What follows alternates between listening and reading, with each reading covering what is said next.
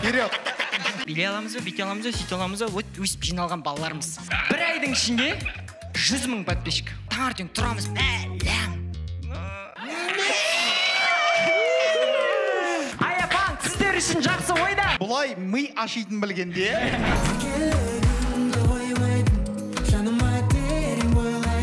Осы жігіттер айтатын біліп бердіңіздер? Той азайып бастауыд, папалямның қайттан көйік. Папалям, папалям, синий трактор едет к нам, у него прицепе кто-то песенку поет. Құрметті достар, бірден фык етіп лайк басыңыз, фык етіп комментарий жазыңыз, және барлық достарыңызға таратыңыз. Сіз үшін бір ғана сәт, біз үшін кайф.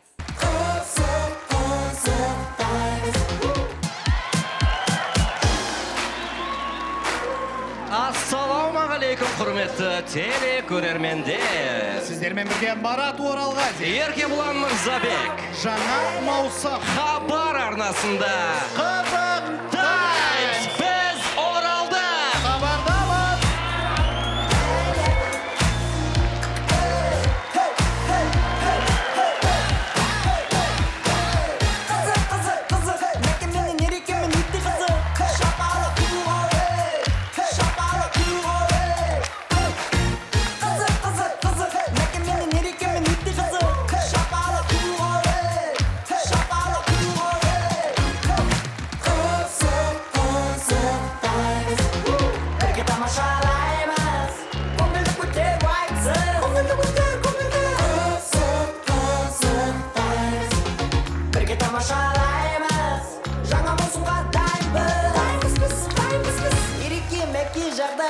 Üşemen ber жақсыма Шүкір бір-бірі жақында жайқайны дайында Дай, әне бізді қарап балқынды, қалқынды, шалқынды Көрінен сынды, ағайын туыс қыз қара күттуді Қолда көтер бізді бейге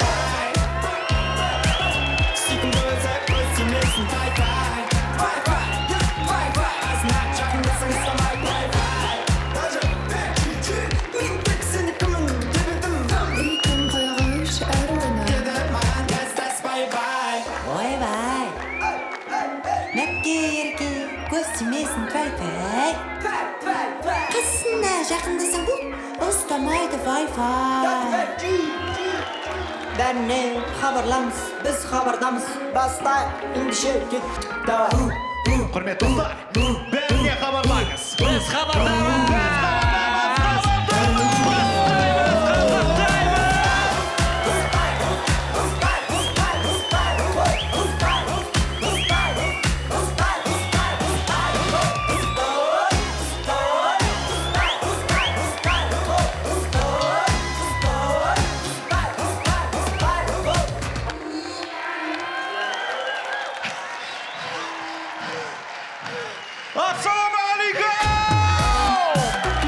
Армысыздар, құрметті көрермендер, Қызық Таймс, біз бастаймыз. Сіздермен бірге Мырзабек Еркебұлан, Оралғазин Марат, Аяпан ұжымы.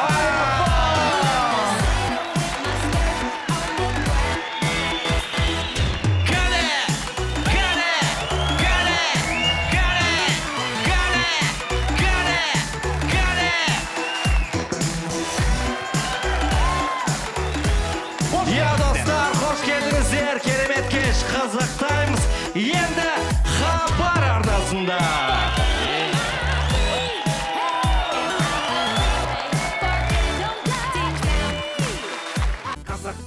Қызық, мәкемен ерекемен бірге өте қызық Ерекше өнерпаздар, қазіргі таңда фанк жанрын дәріптеп жүрген жандар. өздері биші, өздері әнші, өздері әлеуметтік желіде жаста болса трендте жүр.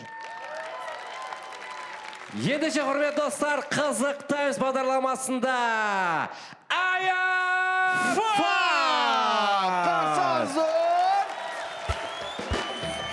Жақсы көрем мен сені, бағаласын шынымен де сен мені Махаббатын жарамын амас бола, болайық шәте бақыты Жақсы көрем ол сені, бағаласын шынымен де сен мені Махаббатын жарамын амас бола, болыңдар шәте бақыты Даралам, даралам, даралам, даралам, даралам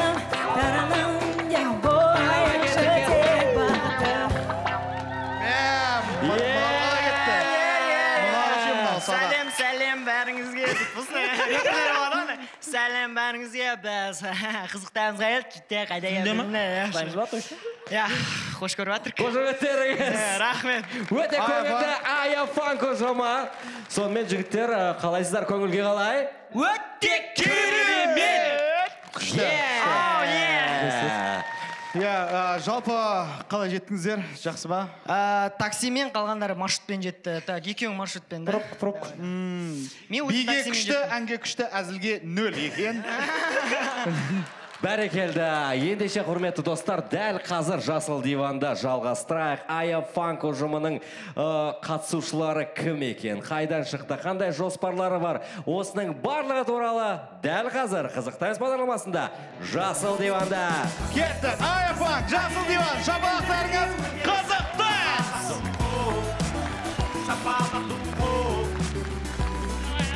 Еще, настроение беру.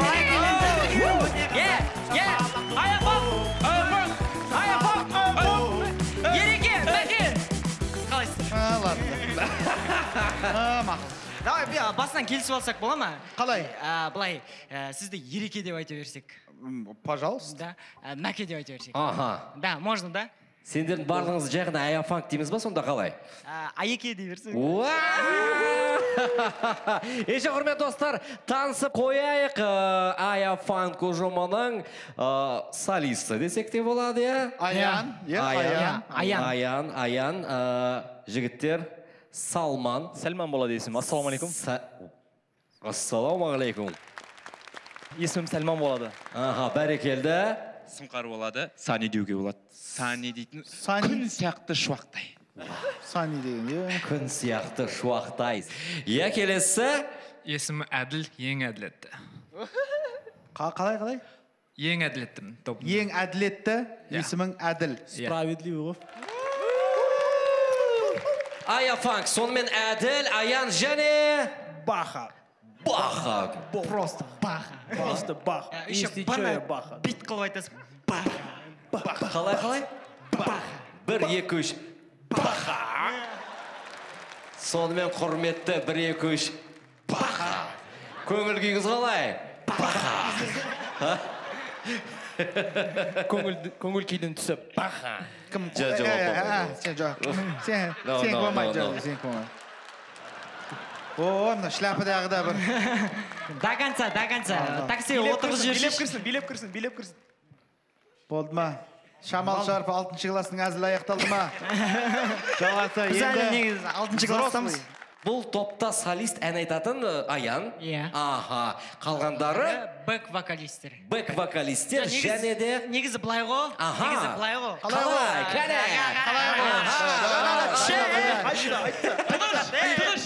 Давай. Вперед. В общем, былай ғой.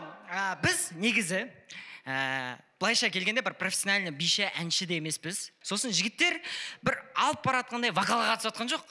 Өзіміз давай шыға берейік, кеттік, билей аламыз ба, сөйте аламыз ба, өсіп жиналған балаларымыз.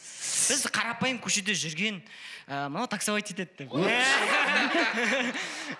Яғни қарапайым жандар, жігіттер негізі өнерге жақын, өнерлері бар, билейтін өнерлері бар, вокал енді сәл-сәл ма? Мнендай ма?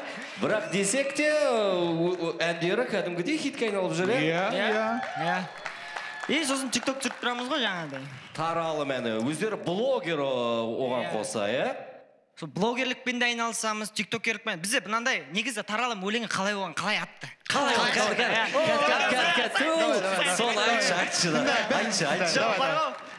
Бізде бет өлең шықты ғой. Потом такой бәріміз отырамыз да, қай жер өтеді дейтін нәрсе болады ғой.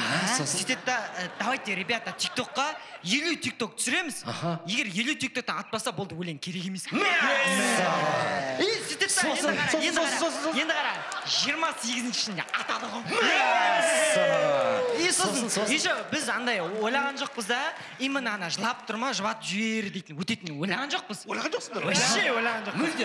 Сөйтті алады да, халық өздері поп жазып, өздерімен кетіп атыр, таңертең тұрамыз, мәлім.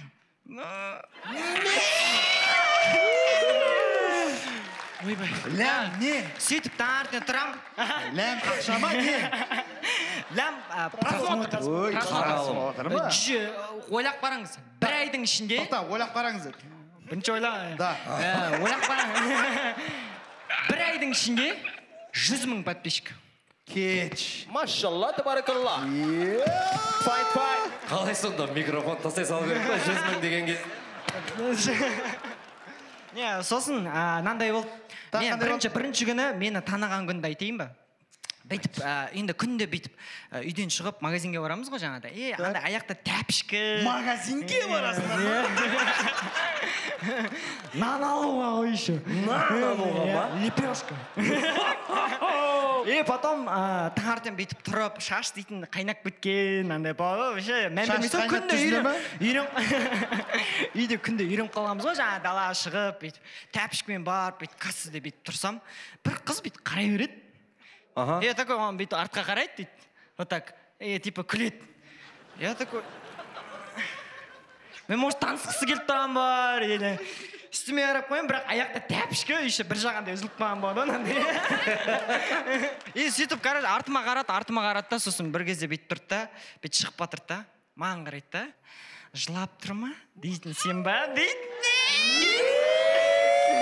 Мен аңжырды, оля, шаш қара, шаш, нандай. Үстейтін, бір жіп кеткен.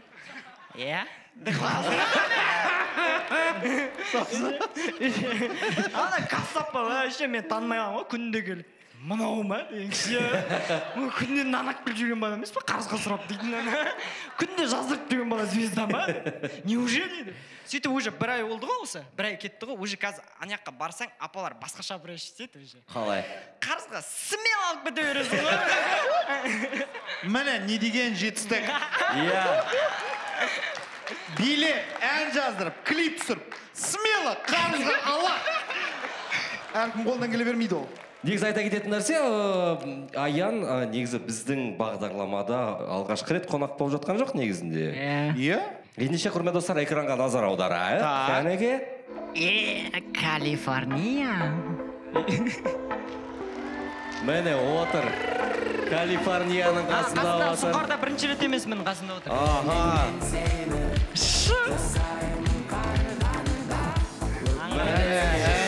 Ол кезде ол былай оған ғой. Қалай? Әр қайсының тарихы бар екен бұда. Ол магазинге дейін, Ол магазинге смело кіріп жүрген кезде. Ол былай от. Қандай болады? Негізі былай сахнада жүріп қой, жаңағыдай бимен айналып жүріп. Калифорния енді біздің жақын досымыз бірге шығайық кеттік. Бірақ анандай болды да, мида қараңдаршы, қандай болады? Қандай? Мен бәрін изучай сөйтіп алған ғой, өзім шықпастан бұрын. Бұл негізі аяфанк бұрыннан бері дайын болған нәрсе ғой. Сол цель болды да, мақсат болды. Осындай фанкпен команда құру дейтін нәрсе. Потом мынандай болды. Қандай болды? Калифорния бір күн жаңа бізде залда дайындалып жүреді, бүйтіп жүреді, турға шығып жүреміз, анау-мынау. Сосын айтады, Калифорния білетін болды, маған айтатын болды, Раной, сен бірінші көріп, қарап, үйреніп ал, көріп ал, танысып ал, біліп ал. Ертең сен шығасың, ертең аңырақ боласың, деді ғой. Такой, неужели, деймін ғой жаңағыдай. Ол да айтады жаңағыдай, натура кәдімгі қарап, байқап, былай танысып алшы, сосын қасқыр бол дейтін ол нәрсе үйретіп алды. Атак мен баяда андай болдым, бүйтіп өзім отыратын болдым да.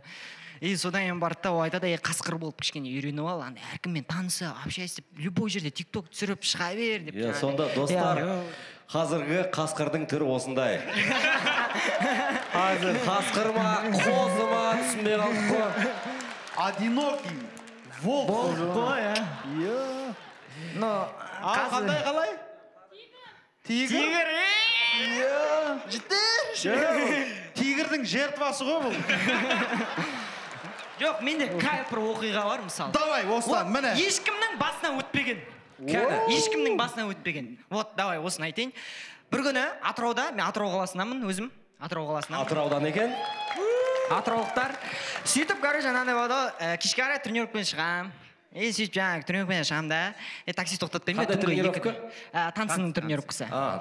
Бидің тренировкасы. Күрес па, қазақша күрес, бокс па десең, танцының тренировкасы екен. Жоқ, негізі мен былай бұрын күреске қатысқам, просто маған соперник тапқан жоқ та. Бәрінен. Мен былай лақтырады. Мен де бәрі құлай беремші. Сөйтіп, ема прикол өтті. Өтті. Әшейін күле салды, ана қолдап ше. Батып баратсың айтпесем уже ядроның қасында жүрсің ғой. Сөйтіп жетеміз ғой. Сөйтіп жаңа таксиге отырам. Вот мына историяны дұрыстап тыңдау керек. Так.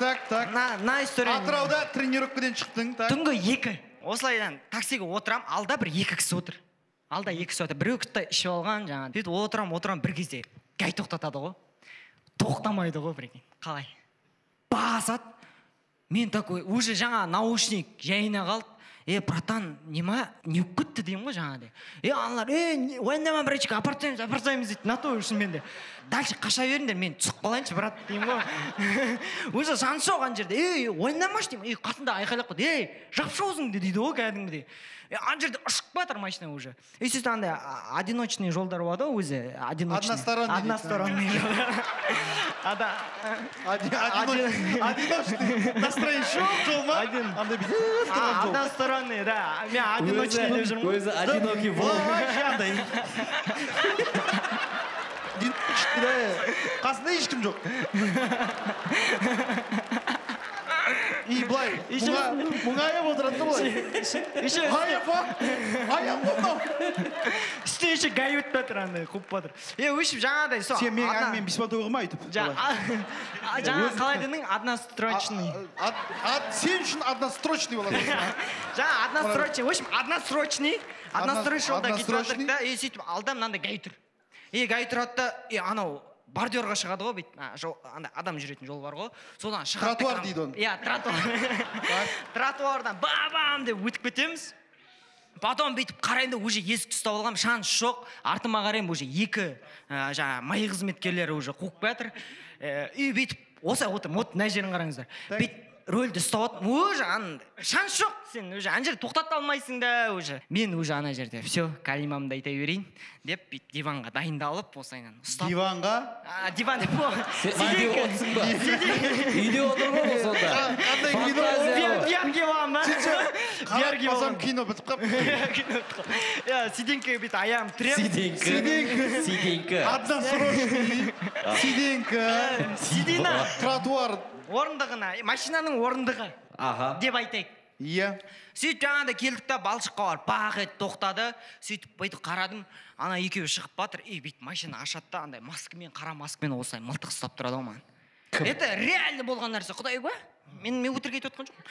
Осы жерде кәдімгідей бүйтіп тақап тұрды да, бүйтіп мен андай. Өтірік айтып отқан жоқ па? Ана сасқанынан өзімді доказать етуім керек қой енді. Сөмкін алып.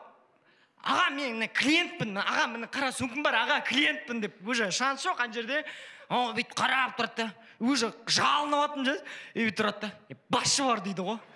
Есікті ашып, уже сөмкім балшық, жолды қараймын. Кіл май қызметкері, уже мұңайып бүйтіп шығып батсам, бауырым, міндігеш дейді ғой. Келеді де дейді ғой. Бауырым, сен жаңа клиентпін дедің ба дейді. Братан десем, айтады, машина сенікі деп жатыр ғой дейді. Енді концовкасын қара. Мен такой хайвай шығарам ғой, кәдімгі абаны салып тұрып. Братан, қалай машина менікі деп жатсам, анау бүйтіп қарайды да, жаңа біреуін ұстап алған ғой. Сол қарайды, мынау клиент натуре жіберіп қойдыңдаршы деп. Жаңағыдай. Сосын тұрамын да бүйтіп шығып батсам, жаңа сұраймын ғой, братан, қалай вообще десем, айтады, 3 күн болған екен мына машина ұстамай жүрген, анау ұрланған ғой. Менің арқамда ұсталып тұрған анау дейді. Вау. Бәрекелді. Негізі сенің аузың вообще жабылмайды екен, Енді достар, негізінде жалпы өзің Атыраудансың, Атырау қаласынамын. Атырау қаласынан. Сендер ше? Атырау. Алматы. Сауд Арабияда туылып өскем. Мына жақты сұрап алайық. Алматы. Төтеуім қайта бер, сен давай.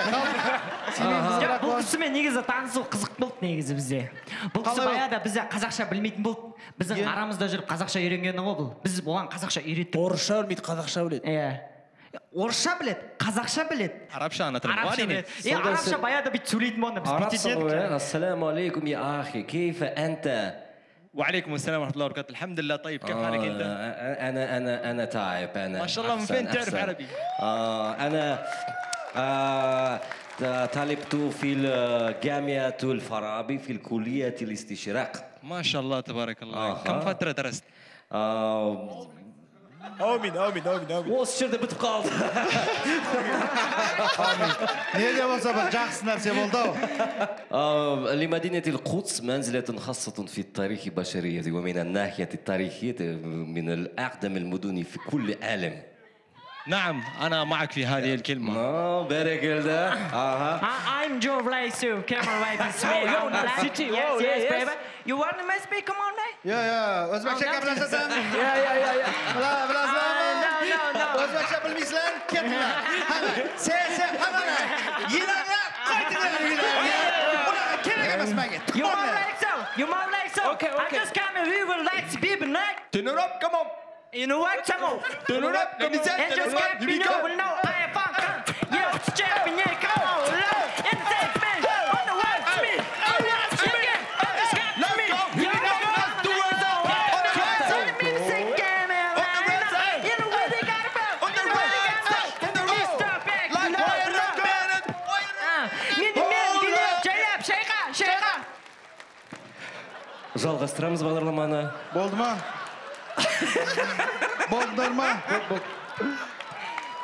Болдыңдар ма? Жалпы негізі ашин отқанда да өзіміз жиналып отқанда осындай отырыстар көп. Біз негізі осындаймыз бар. Арабсың ба? Мен әкем қазақ, шешем араб. Арабсың, иә, былайша айтқанда. Қазақпын. Иә, Қоңыраттым. жартылай араб, иә. Жалпы машинең бар ма? Жоқ, иә? Квартираң бар ма? Жоқ. Құрметті қазақтар, арабтар сияқты өмір сүрейік деген әңгімені қойыңыздар. Я машина жоқ. Я квартира жоқ. Не болды? Бізден артық еш жері жоқ. Но прикол в том, что мен де қазақпын. Болды. Уже қазақ болып кеткен бізбен бірге ол кәңгі. Негізі анасы араб, Сальманның әкесі қазақ, иә? Қоңыратпын.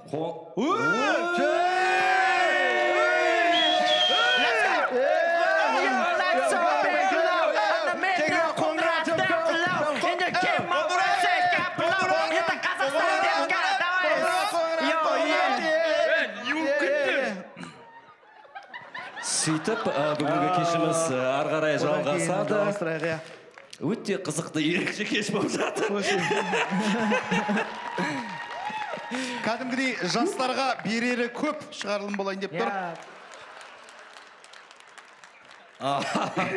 Иә, құрметті достар, негізінде Аяфанк осындай көңілді жігіттер, хореографсыңдар, негізінде барлықтарың бимен алысасыңдар, Бұл мобилограф.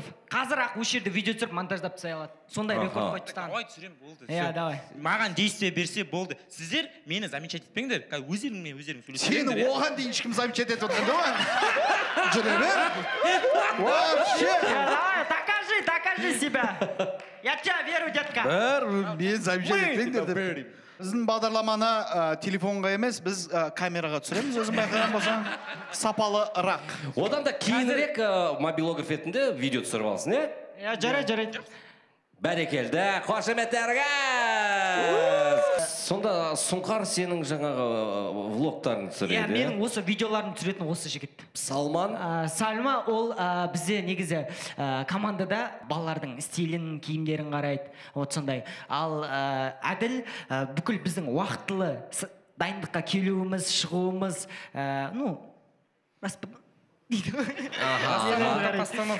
Баха бізде танцорларды қарайды, общий проблемалар болады, шешілмейді сондайларды. Киім деген сияқты. Решала. Проблемалар шешесің сонда. Бізге біреу тиісіп атса, осы бірінші тұрады. Бірінші қашып кетеді осы. Мынау қашып кетеді десе, или нома десе. Бұл Сұңқардың битбокс айтатын өнері бар. Битбокс айтасың ба? Битбокс. Come on. Yeah. Let's go. Yeah.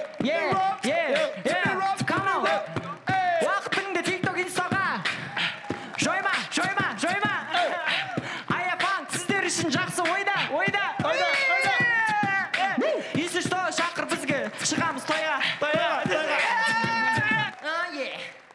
Құрметті. Негізі сіздер қалай таныстыңыздар? Қалай ұжым ретінде құрылдыңыздар? Аянмен танысқаным ба? Біздер дейтін енді Аянмен танцевальный студияда таныстық. 2012-2013 жылдары. И ең бірінші біздер Аянмен кездестік, тағы да дейтін Бағыт дейтін бала болды. Үшеуміз болдық сол уақытта. И танысқан күн давай группа ашайық дедік. Сол уақытта Аян, Баги, Сұңқар деген болды. ABC Crew деген группа ашты. Екінші расшифровкасы бар. Атырау Best City Crew. Біз Атырауда, если честно вот сказать, да, Атырауда біз 3 жыл концертіміз берген, біз 3 бала болды танцевальныйдан. Неге онда ешкім танымайсың деді? Бізді тек Атырау ғана таниды. Негізі бұл баланы бар ғой, мен қалай танысқанымды айтайын ба, бірақ шынымен де бір история. Мынандай болады ғой, баяғыда мен ауылда жүрген адамға, колледжде оқып жүрген, андай трубка шалбарлар киіп аласың, жаңағыдай жабыстырған киімдер сөйтіп, бірақ колледжде билеп жүретін болдым да, сөйтіп ана билейтін қыз айтады ғой, сен батылға шықсың, сен күшті билейсің ғой, біз Атырауда батыл дейтін нәрсе бар, жаңағыдай жарысады деп жаңағыдай. Сөйтіп жаңағыдай батылға апарып тұр мені, ол кезде мына сұңқарлар жүр. Сұңқар, жаңа Баги дейтін балалар бар. Осы балалар, короче, бейт келем ғой енді, ойнақ баршы, келіп тұрсың. Өзіме өзі келеді де, алдына келеді де, сен типа бірдеңе жасайды. Танымайды сені бірақ бірдеңе жасап тұрады.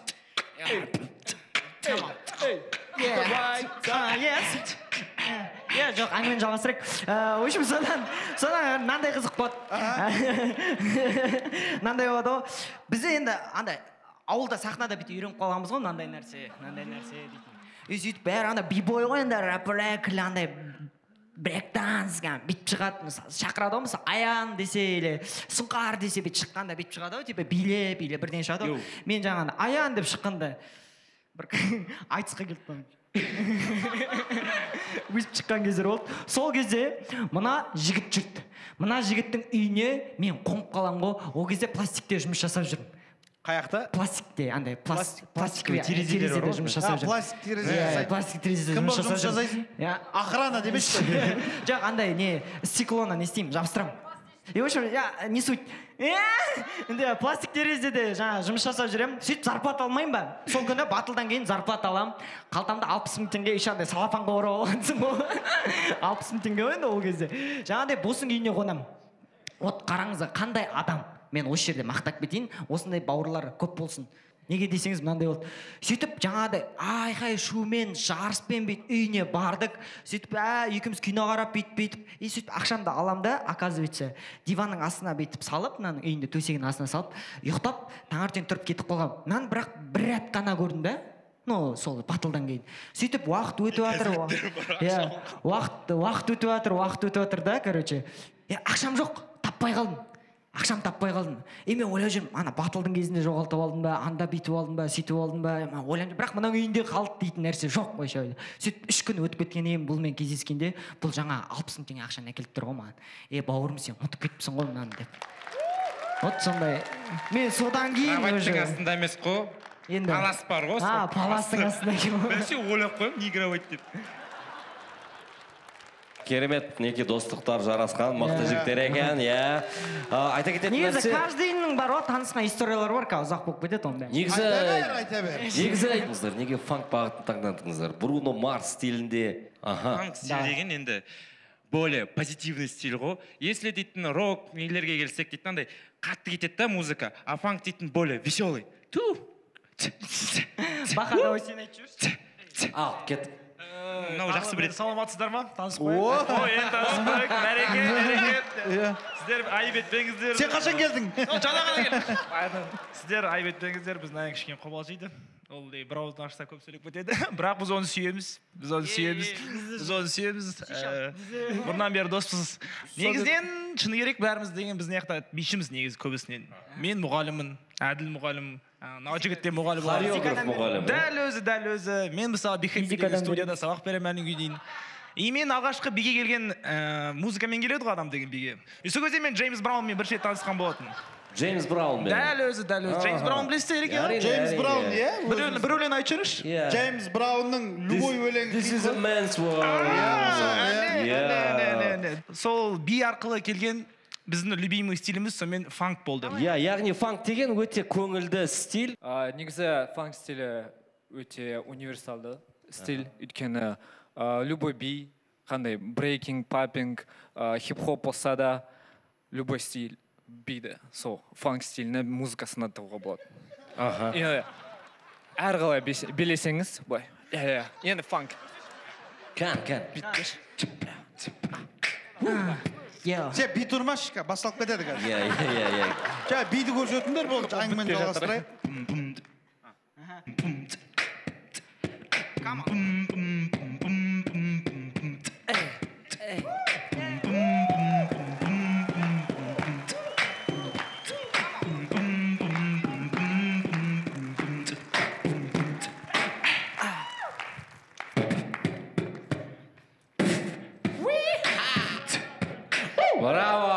Браво, керемет достар. Осы фанк дейтін. Иә, фанк жалпы бұл көңілді стиль, иә? Әрдайым көңілге. Неге қазір шынымен де қазір проблема көбейіп кеткен сияқты адамдарда. Жалқаулық дейтін нәрселері көп пайда болып жатыр да, енді TikTok нелері. Сондықтан қазір біз тек қана позитивте. Өлеңде болсын, қандай да болсын, тек позитив. Әрдайым жүздеріңізге күлкі білеу жүрсін. Жалпы бұл топтың керемет артист екенін байқап отырмыз. Иә, биші екенін байқадық Аянның, пародия салатын көрдік. Дәл қазір Аянға шағын бір тапсырмамыз бар. Негізі қазақстандық әншілерді тыңдайсың ғой, е? Жалпы, тыңдаймын. Содан өстік қой. Иә, олардың билерін де білетін шығарсың, е? Иә, есте қалғандар бар. Ендеше дәл қазір импровизация достар, Аян хореограф ретінде, артист, блогер ретінде, дәл қазір еліміздегі ең танымал билерді пародия ретінде көрсетіп шықса, кеттік, көреміз бе? Поддержка. Енді жалғыз қалғандар. Тоқтаған кезде бірден соң көрсетіп кету керек.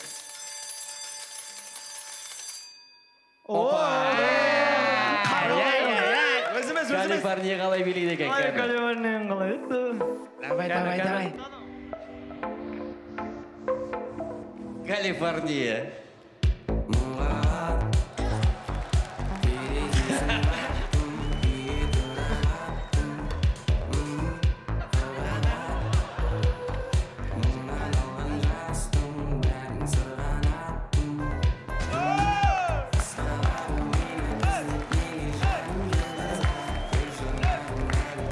Сосын өзінің мынандайы бар.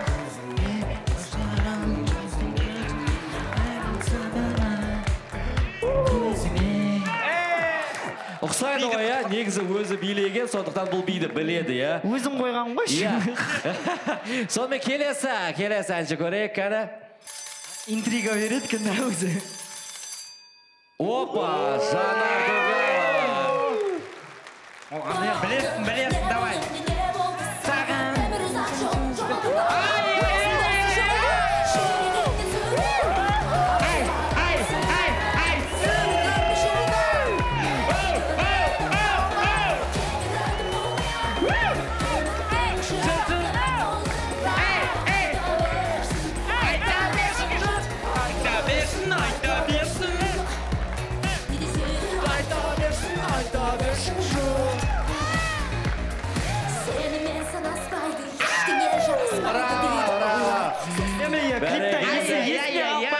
Так, сонымен тағы кім бар екен, кәне көрейік, кәне. Соңғы қоңырау. Опа! Дастан қалай көрсетеді екен.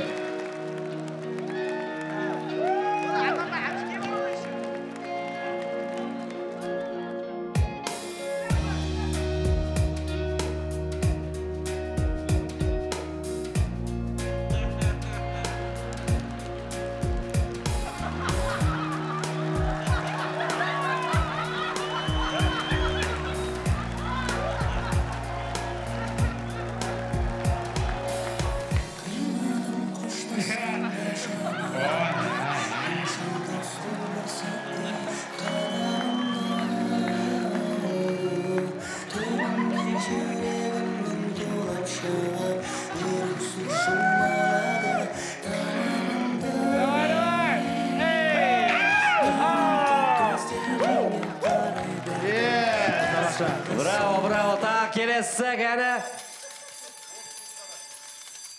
Опа. Саған.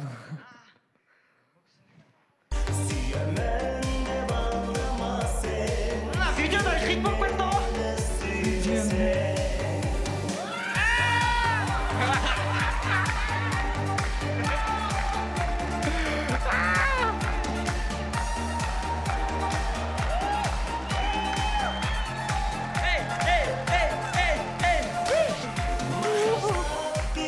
Браво. Тамаша, қош етеріңіз.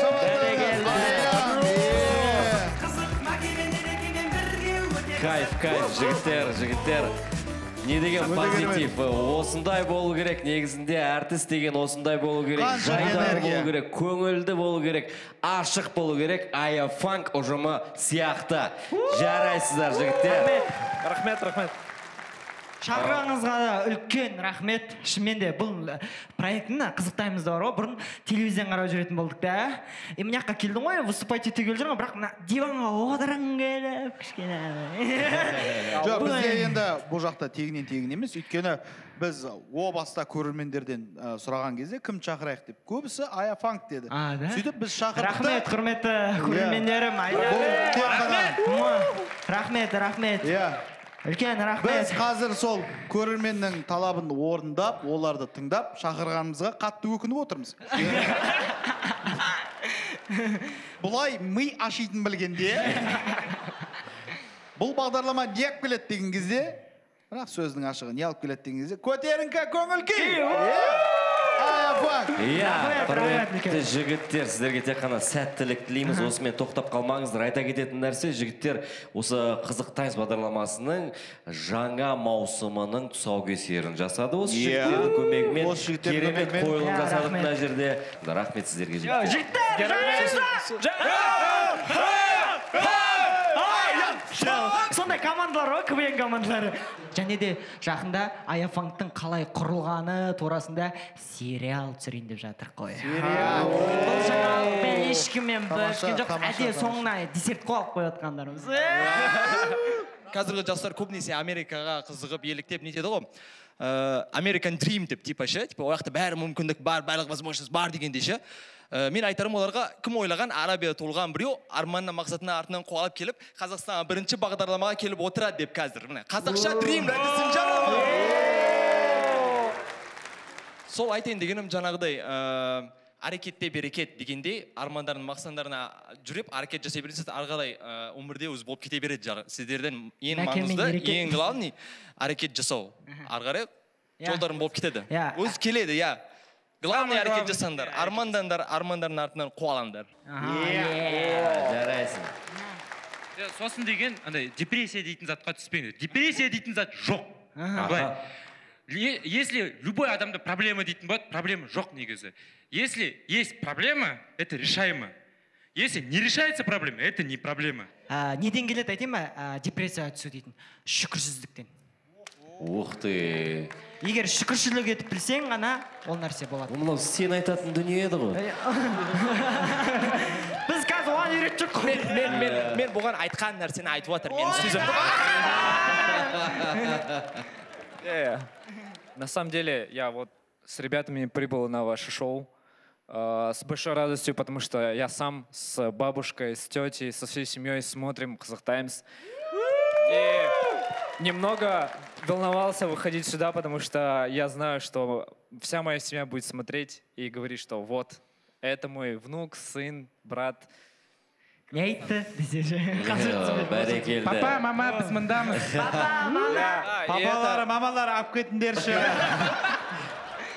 И буквально вчера, узнав, что мы сюда будем готовиться и выходить, у меня просто схватило сердце, и я не поверил сразу.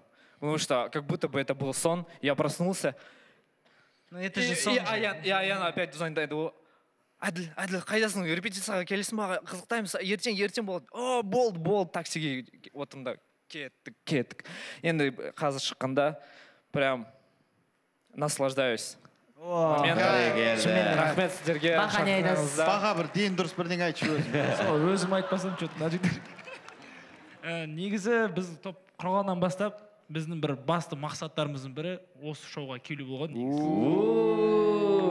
Біз бастаған кезде осы музыкамыз сол студияда отырық, сол кезде апрекин қызықтаймызға шақырсамыз деп. Сол кезде бүйтіп отырғанбыз, ё-моё деп. И сол осы жақында мен Рахымжан ағамыздың концертінде жұмыс істеген болатынмын, сол жерде постановка қойғанбыз. И сол кезде осы жаңалық келді бізге, қызықтаймызға шығатын болдық деп. Мен шын айтсам, до конца сенбедім бұған. Бірақ дальше Аян айтсын енді. Еще былай болады ғой, біз бүйтеміз ғой, мынандай нәрсе болды, бір әңгіме бар, бірдеңе айтшы. Айт, асықпа. Мынандай болады ғой, бір тиктокер қыз, біз история салып қойдық қой, қызықтаймызға шығайын деп жатыр деп. Атын айтпай ақ қояйын, бір тиктокер қызы келеді да. Жұрттар бәлен жылдап жұмыс жасайды дейді. Миллиондаған подписчиктері бар, еңбегі бар, қызықтаймызға бір шақырмайды. Какой-то біреу жылап тұрма дейді да, қызықтаймызға шығады.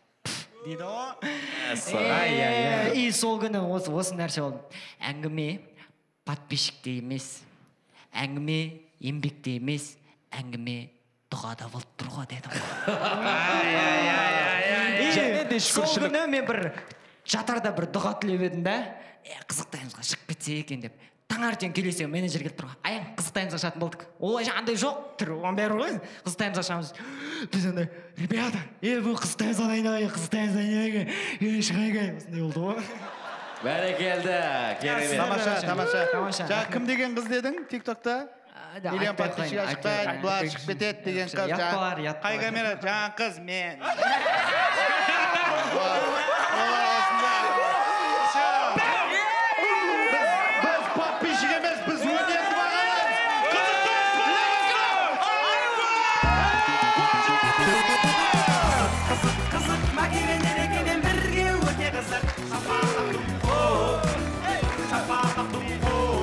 Дәл қазір арнайы сіздер үшін Aya Funk ұжымынан керемет ән. Қапсаңыздар, сақпада!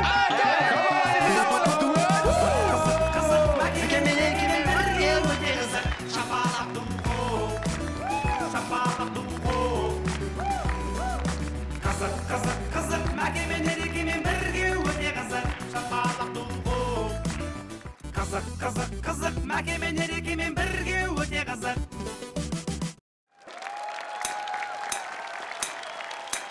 Қымбатты ақ патшалар, Қазақстанға жаңа бағыт, көңіл күй біздің досымыз.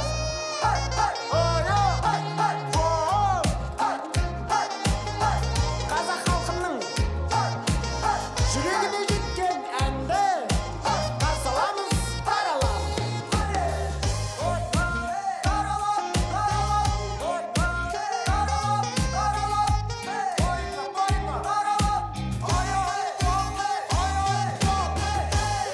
Сәлем сөздің атасы мен әжесінің ерке баласы. Aya Funk! Жүзіңе күлкі біле, жанында қызың менен бірге біле. Менімен ритм білек, дала жаңбыр қалай жүрсең де түнер бүгін.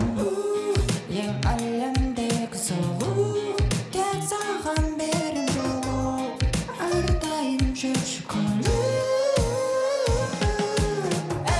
Жақсы көремін сені, бағаласаң шынымен де сен мені. Махаббаттың шарабына мас болу, болайықшы тек бақытты. Жақсы көреді ол сені, бағаласаң шынымен де сен оны. Махаббаттың шарабына мас болу, болыңдаршы тек бақытты. Ойыңа, ойыңа, ойыңа, ойыңа, болыңдаршы тек бақытты. Сүйгеніңе сүрінбей қос, келгенде алдынан гүліңмен тос.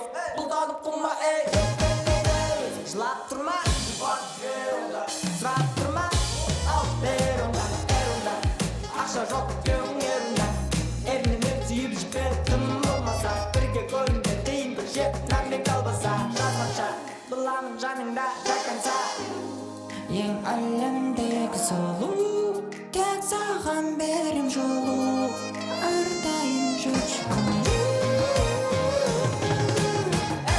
Жақсы көремін сені, бағаласаң шынымен де сен мені. Махаббаттың шарабына мас болу, болайықшы тек бақытты.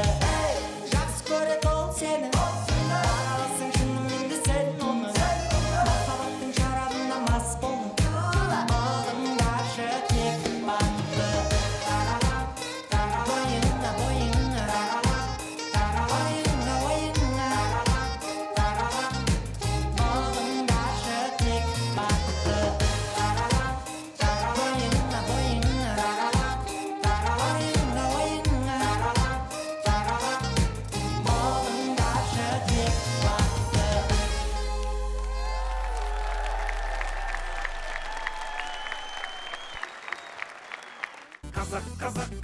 Мәкемен ерекемен бірге өте қызық.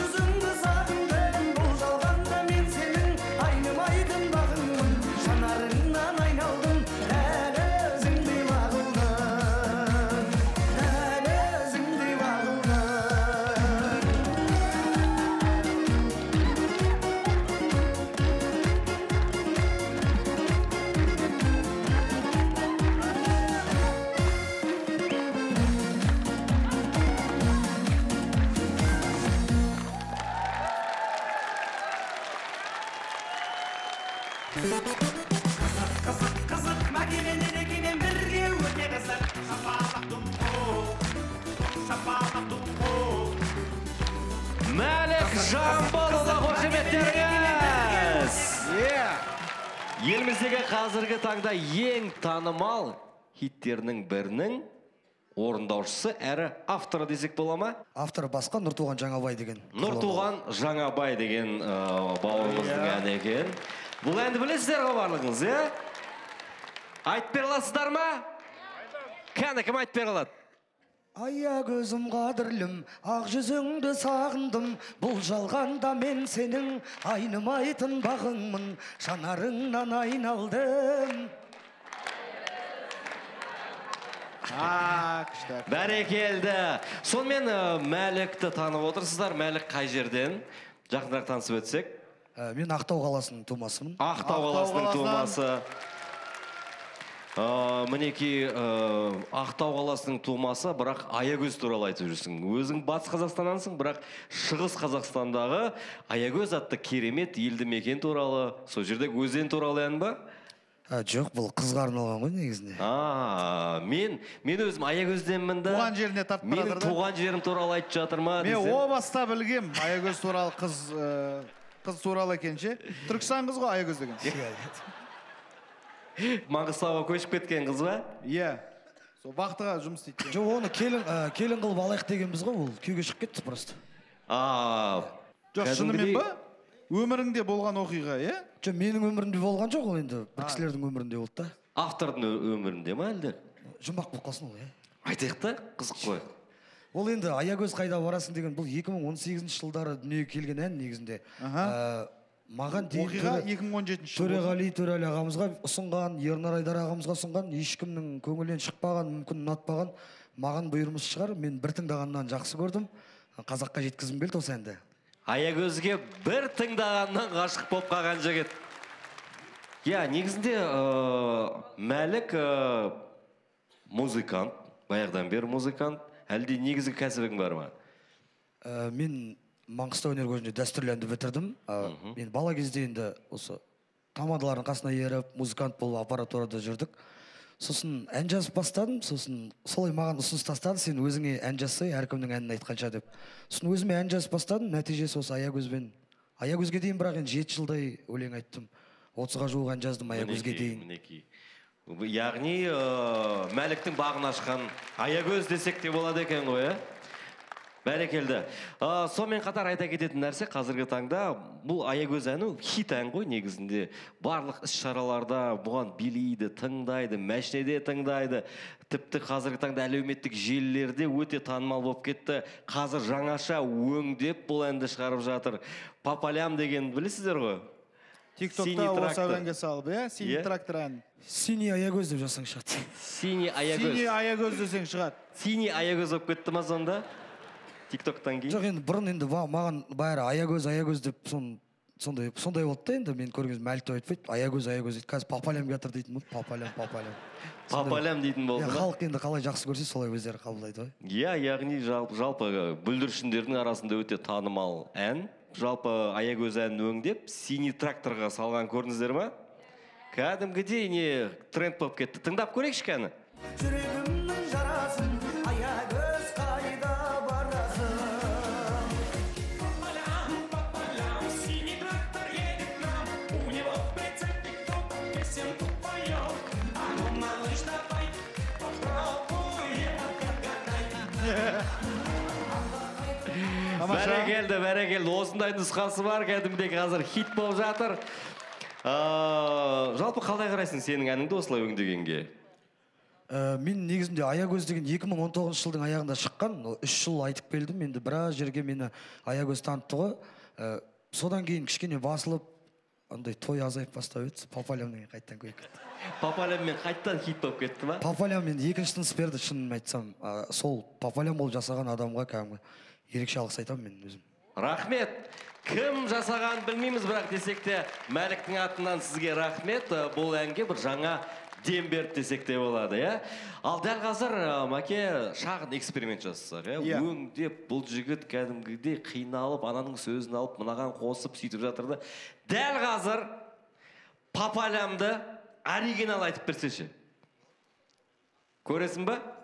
Өзің бэндтің көмегімен. Қолдаймыз ба? Ендеше құрметті достар, эксклюзив алғашқы рет Аягөз әнінің оригинал орындаушысы Папалямның өзін айтып көретін болады. Кеттік.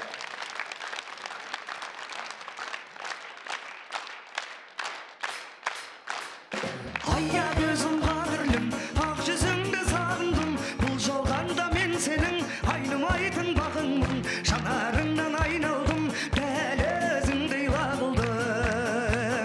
Папалям, синий трактор едет к нам. У него в прицепе кто-то песенку поет. А ну, малыш, давай, попробуй отгадай. Папалям, синий трактор едет к нам. У него в прицепе кто-то песенку поет. А ну, малыш, давай, попробуй отгадай.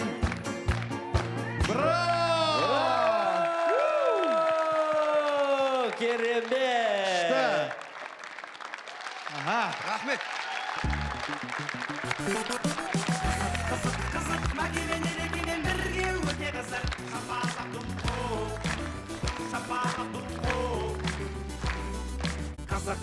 Қызық, Мәкемен ерекемен бірге өте қызық. Қошеметтеріңіз достар, қалайсыздар? Көңіл күй қалай?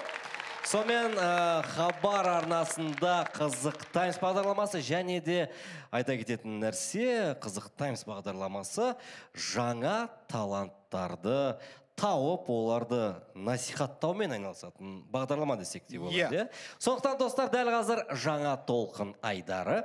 Жалпы ана Қошақан деген әнді білесіздер ме? Қазір TikTokта кім айтып бере алады?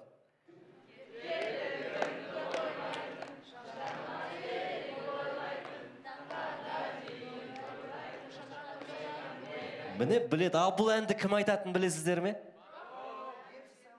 Ау? Я, достар, кей кезде TikTokта көптеген әндер танымал болып жатады, бірақ олардың орындаушысы кім, авторы кім екенін көпшілік біле қоймайды. Сондықтан Қызық Таймс бағдарламасының жаңа толқын айдарында керемет дуэт. Қарсы алыңыздар, Қошақаным әнімен Бақамен Берік. Бақамен Берік.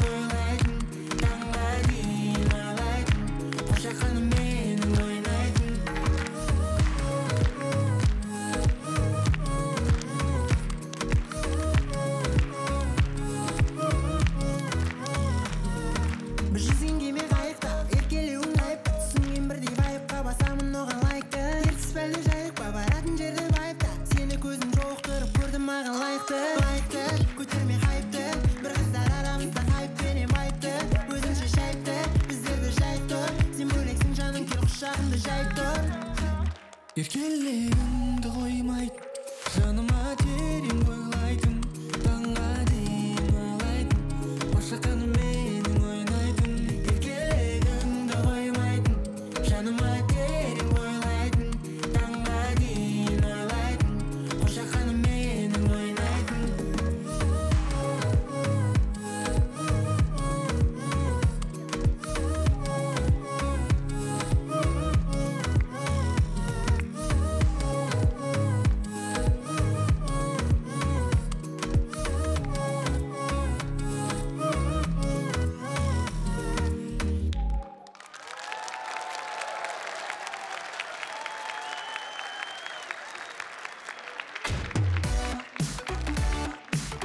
Қошеметтеріңіз, Бақа және Берік. Кәні.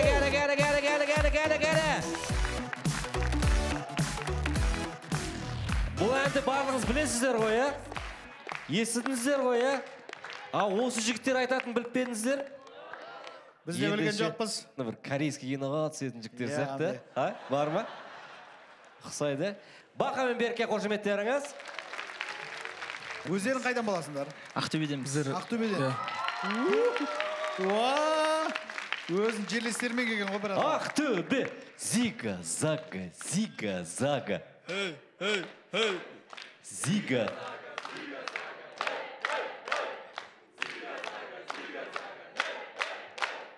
Бұл не? Бұл Ақтөбенің гимні. Солай қарғап тастай ма? Ақтөбенің паролі ғой. Ақтөбенің паролі. Ақтөбеліктер отырса Зига десең арға айтып кете береді. Сөйтіп кіресің ба Ақтөбеге сонда? Келдің Зига десің, Зага деп. Таможнядан өтіп баратқан кезде Зига, Зага. Жалпы футбол қарайсыздар ма? Кезінде Самат Самаков ағаларымыз бар кезде қатты қарайтынбыз. Ол 10 жыл бұрын ойнады ғой Самат. 10 жыл бұрын сол кішкентай кезімде қарағанмын. Қазір әнге қатты бит бұрып кеткенмін ба сондай деймін. Иә. Және де бұл жігіттер де біз сияқты КВН ойнаған жігіттер, иә? КВН Жайдарман ойнағансыңдар ма? Жайдарман қай командада? Ақтөбелік Байышев деген команда болды, Байышев құрамасы деген. Байышев қай лигада ойнадыңдар? Премьер лигада 1-8-ден ұшып кеттік деп. 1-8-ден ұшып кеттік. Ән айтқандарың дұрыс болған екен онда. Сол үшін ауысып кеттік әнге. Баханікі қателеспесем, Баха сөйлеген кезде сәл қиналады, иә? Иә, ондай бар шамалы. Иә, бірақ андай көп сөйлемеймін сосын. Неге? Жай просто. Бірақ ән айтқан кезде жақсы айтамын десең. Ән айтқан кезде қиналмайсың. Сөйлеген кезде қиналасың. Иә, чуть-чуть бар ондай. Чуть-чуть бар ма? Иә. Чуть-чуттың қазақшасы қандай? Шамалы, Қытай. Кішкене Қытай. Сәл-сәл. Сәл-сәл. Чуть-чуть сәл-сәл. Иә, неге ұялып тұрсыңдар бүйтіп кәдімгі? Ашылып айтсаң, әндерің хит болды. Қызықтаймыз бағдарламасының сахнасындасың. Кішкене ашылып кәдімгі. Чуть-чуть бар, деп жаңа. Чуть-чуть бар, Міне, так. Сәл-сәл. Менде онда ештеңе жоқ. Жалпы жігіттер өздері ән орындайды, сонымен қатар композитор. Бұл әнді өздеріңіз жаздыңыздар, сен композиторсың берге? Әннің сөзін өзіміз жазамыз. Баха дым істемейді дейсің ғой? Жоқ, негізі бұл блогер ғой. Негізі ән айтқанға дейін блогер болды ғой. Қазір маркетинг жағы осы кісіде. Сен блогер болдың ба? Былай жай-жай ғой, ондай қатты емес бірақ. Шамалы. Чуть-чуть. Тұрып қоясың кейде бейді. Сөйлей алмасаң қалай блогер ол? Смело. Чуть-чуть блогер. Так. Чуть-чуть блогер, чуть-чуть әнші. Қайсы басымырақ? Чуть-чуть әнші ғой. Чуть-чуть әнші. Негізінде бұдан басқа тағы да әндерің бар, иә? Қашан шығарасыңдар? Негізі Алматыға келгенде андай жоспар болды. Шама қиындау болды да. Бір ән шығарамыз, өту қиын, екінші ән. Содан кейін андай балдармен отырып жоспар құрдық. Әртүрлі стильде ән жазайық. Халықтың құлағына қай ән жетеді, сол стильде қалыптасып қалып қояйық деген сияқты. Сол Қошақан біздің бағымызды ашты енді. Аха, Қошақаны біздің бағымызды ашты. Қошақан, керемет. Хит ән шықты кәдімгідей, тарап кетті. Неге бір күшті дуэттің атауын таппадыңдар? Негізі ойладық, бірақ именно соған фантазия жетпей алып бізде. Баха деп жүрдік енді өмірде. Сосын Берік деп жүрдік, сөйтіп қоса салдық. Баха мен Берік деген ыңғайлы ма? Ыңғайлы болып кеткен сияқты. Қандай варианттар болды? Бір есімізде жоқ. Баба деп көрмедіңдер? Баба мысалы. Баба тобы. Баба тобы. Мысалы, қалай ойлайсыздар? Қандай атау жарасады дуэтке?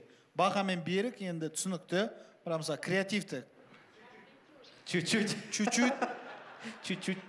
Чуть-чуть. Сәл-сәл. Сәл-сәл. Чупа-чупс. Бэйби топ. Еркектің еркекке қарап бэйби дегені жемі. Өтте бір түрлі екен. Міне бэйби. Түрлерде бэйби болып тұр әне. Қалай? Так, әзірше бэйби бірінші орында. Зига Зага. Ақтөбенікі екен бұлай. Астынан сызып тұратын. Сен Зига боласың, сен Зага боласың. Аха. Бірақ жалпы ұнайма атауы? Егер құрметті достар, құрметті телекөрермендер, ютубтағы көрермендер, ұсыныстарыңыз болса, комментарийде Баха мен Берікке керемет атау тапсаңыздар да болады. Байқау сыйлығымыз бар. Сыйлықты тапсыратын Баха мен Берік. Жігіттер, сендерге тілейтініміз тек қана сәттілік, осылай қуанта беріңіздер. Еліміздің ең керемет хитмендеріне айналуларыңызға тілектеспіз. Қызықтайыз бағдарламасына қош келдіңіздер. Баха мен Берік, шапалақтарыңыз. Рахмет, жігіттер. Қызық, мәкемен ерекемен бірге өте қызық. Шапалақ дұлқу, шапалақ дұлқу. Қызық, мәкемен ерекемен бірге өте қызық.